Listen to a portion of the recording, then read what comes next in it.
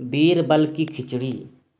पूस के महीने में शाम के समय कड़ाके की सर्दी पड़ रही थी। पक्षियों के झुंड अपने बसेरे की ओर उड़ते जा रहे थे। अकबर बादशाह छत पर खड़े ये सब देख रहे थे।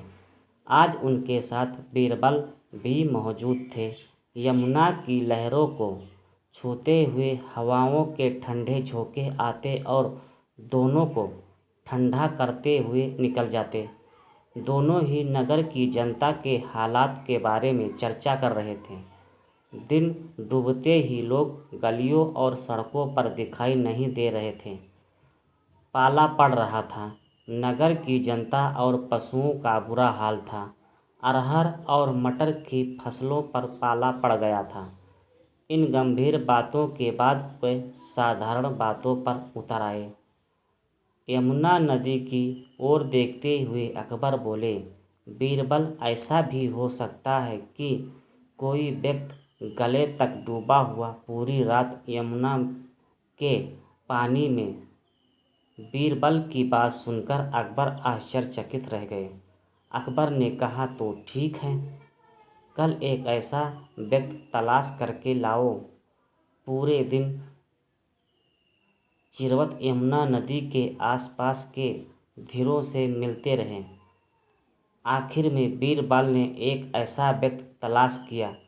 शाम होते ही बीरबल उस व्यक्ति को लेकर अकबर के पास पहुँचे। अकबर के सामने ही वह व्यक्ति गर्दन तक यमुना के पानी में उतर गया। कुछ देर अकबर देखते रहे। उसके बाद अकबर ने कई कारिंद तैनात कर दिए कि इस आदमी की देखभाल करते रहना। सुबह होते ही बादशाह छत पर आए।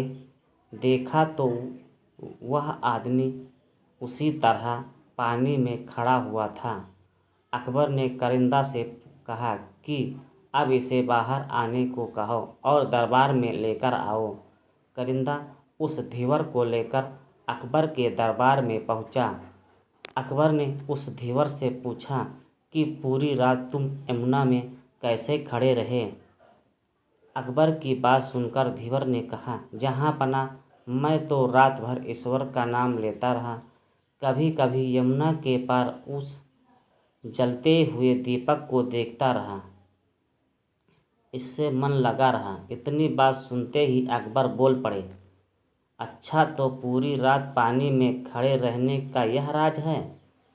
दिए की लौ से गर्मी लेते रहे और मैं यही सोचता रहा कि इतनी तेज सर्दी में कोई पूरी रात कैसे खड़ा रह सकता है। अकबर की बात सुनकर बीरबल को अजीब लगा।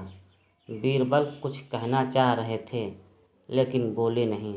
अपमान का घूंट पीकर रह गए। धीवर बेचारा सोच रहा था कि इनाम मिलेगा, लेकिन उसे झिकड़ी सुनने को मिली। शाम को बीरबल धीवर के पास गए।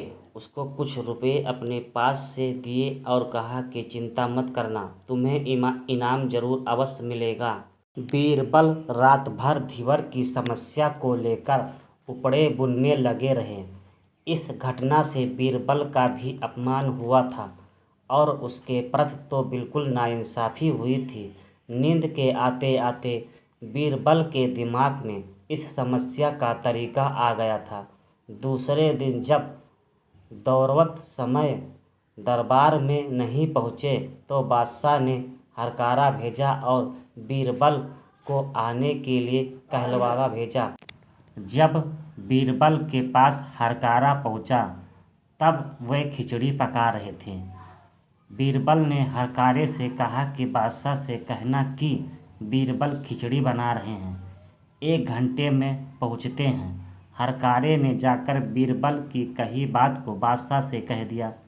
2 घंटे बीत गए लेकिन बीरबल दरबार नहीं पहुँचे। अकबर ने फिर हरकारा भेजा। राजा बीरबल के पास पहुँचा तो बीरबल ने हरकारे से कहा कि बादशाह से कहना कि खिचड़ी अभी पकी नहीं है, 1 घंटे बाद आ रहे हैं। 2 घंटे और बीत गए तो तीसरी बार अकबर ने फिर हरकारा भेजा। तीसरी बार भी हरकारा से वही उत्तर लेकर लौटा। कि खिचड़ी पकने में अभी 1 घंटा और लगेगा। दरबार का समय खत्म होने को आया, लेकिन बीरबल दरबार में नहीं पहुँचे। दरबार खत्म करने के बाद अकबर बादशाह सीधे बीरबल के पास पहुँचे। उन्होंने देखा कि बीरबल खिचड़ी पका रहे हैं। बीरबल ने एक लंबा बांस जमीन में गाड़ रखा था और उसके ऊपर चोटी पर एक हांडी लटका रखी थी। बीरबल ने बांस के नीचे जमीन पर चूल्हा जला रखा था। यह देखकर अकबर बादशाह आश्चर्यचकित रह गए। बीरबल बैठे चूल्हा जला रहे थे। कब अकबर बीरबल के पास आकर खड़े हो गए, बीरबल को मालूम ही नहीं पड़ा। जब अकबर ने आवाज़ दी तो बीरबल ने देखा और खड़े हो गए। बोले, जहाँपना आप अपने को क्यों कष्ट किया? खिचड़ी पकाने में लगा हुआ हूँ, पक ही नहीं रही है। मैं सुबह से बैठा बैठा पका रहा हूँ। अकबर मुस्कुराते हुए बोले, तुम्हारी खिचड़ी कभी नहीं पक पाएगी। क्यों नहीं जहाँपना? इसकी गर्मी हांडी तक अवश्य पहुँच रही है। आप ही सोचिए, उस धीवर को यमुना पार जलते दिए से गर्मी मिलती रही और उसी की गर्माहट से वह पूरी रात पानी में खड़ा रहा। अकबर ने बीरबल को गले लगा लिया और कहा, उस धीवर को कल दरबार में हाजिर होने के लिए बुलावा भेज देना। आप भी समय पर आ जाना, यही खिचड़ी मत पकाते रहना। इतना कहकर अकबर बादशाह चले गए। दरबार लगा हुआ था। बीरबल धीवर को लेकर समय पर पहुंच गए। अकबर बादशाह ने अपनी भूल को सुधारते हुए धीवर को सम्मानित किया और सम्मान के साथ ही अच्छा इनाम भी दिया। दरबारियों ने आपस में कानाफूसी करते हुए कहा, ये सब बीरबल खिचड़ी का कमाल है।